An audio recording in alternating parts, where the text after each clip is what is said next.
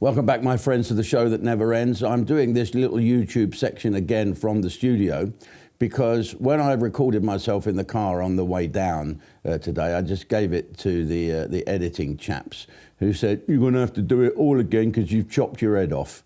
So I've had a droopy camera.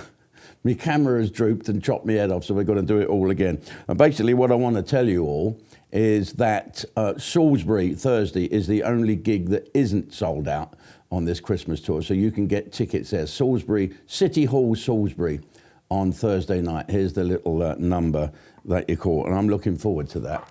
I've been all over the place, me, at the moment. I did last night the worst gig on earth in Esher, a little theatre owned by a friend of mine, actually, called Charlie. I've never played it before. Bobby Davro's doing panto there with Debbie Arnold. It's very good. And I got a phone call. I could smell a rat. It only holds 250 people, so I wouldn't normally play it, but he's a pal. And that sounds flash, but that's a fact. He said, I hope you don't mind going on in front of the panto set. I thought, well, that'll be little bits. I said, no, I don't mind. So I got there, and it was a complete panto set. It looked like the inside of a rectal examination.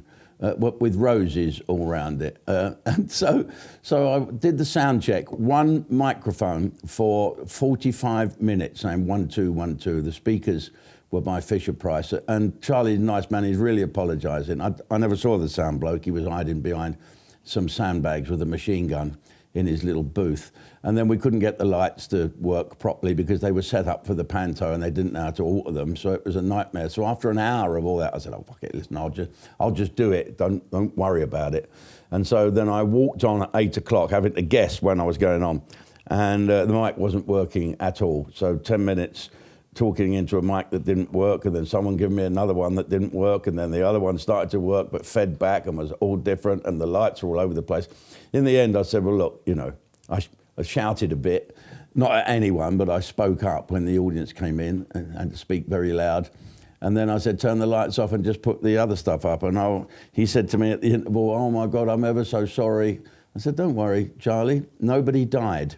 But I'm going back there again tonight in that little theatre in Esher. And when I said no one died yet. It's all funny, all these things come at once. And in the audience, for good measure, I had a drunken couple who kept joining in. They were a middle-aged couple in the 50s, something like that, 55, 60.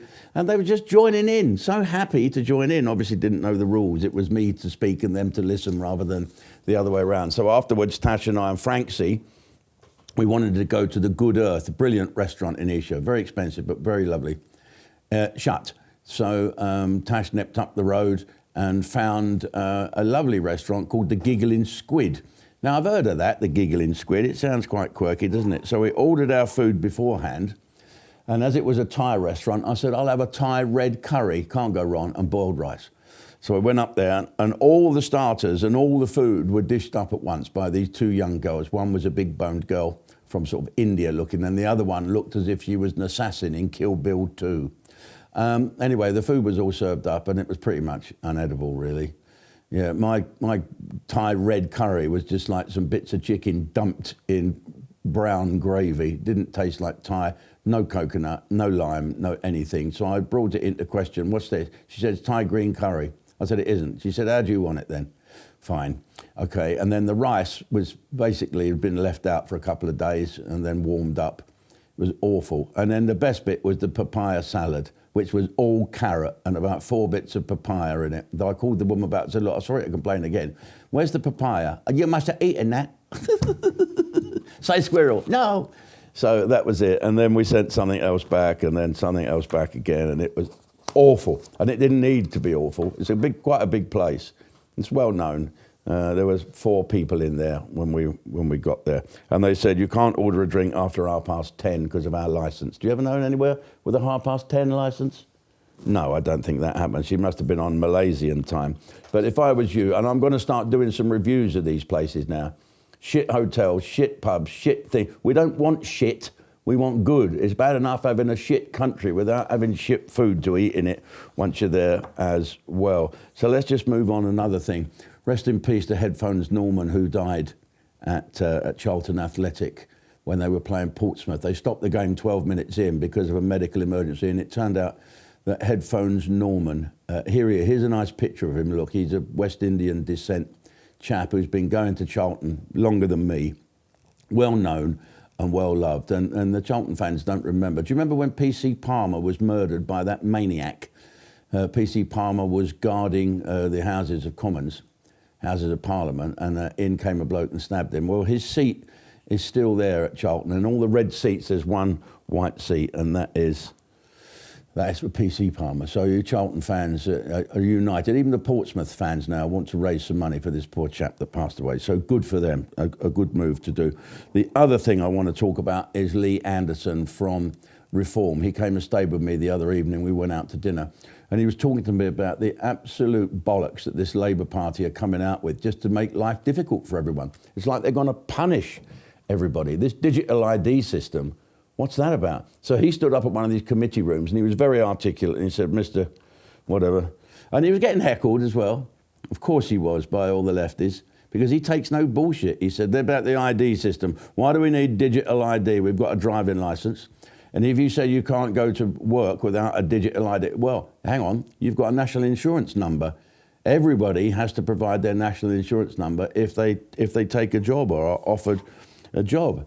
And he said, I don't know why they're all punishing people that need to have digital ID when we've got people getting off of dinghies, walking up our beach without ID, okay, going to hotels without our ID, having NHS services, dental services, and money and credits and benefits without having any ID at all. Not only have they not got any ID, we have no idea where they come from. No ID and no idea. It's absolutely ridiculous. And the more I listen to Lee Anderson and Nigel and people like that, and now Kemi Badenoch, she's feeling she's now revved up. She's hit the go faster button. So let's hope between us all we get rid of this rotten government. It is an absolute joke. I've just been on the phone to the police about a speeding fine.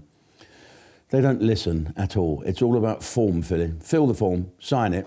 She basically said if someone else was driving it, give them the name and sign that. What?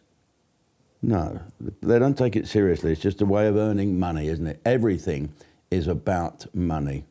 So I'm off now. Salisbury City Hall, Thursday night, talking of money. Come along, grab a ticket and I'll see you there. Come over to Ustream now. And don't forget, if you get an annual subscription for Ustream, you get Ustream Plus free, which is me with the top of my head cut off. One of the great accolades in one's show business career was the knock on the door by Eamon Andrews with the big red book. I thought, this is your life. Let's have a look at this today. Yeah, so they stick you in a car and off you go. And you really don't have a clue who's coming. Oh, this is really choking me up, this.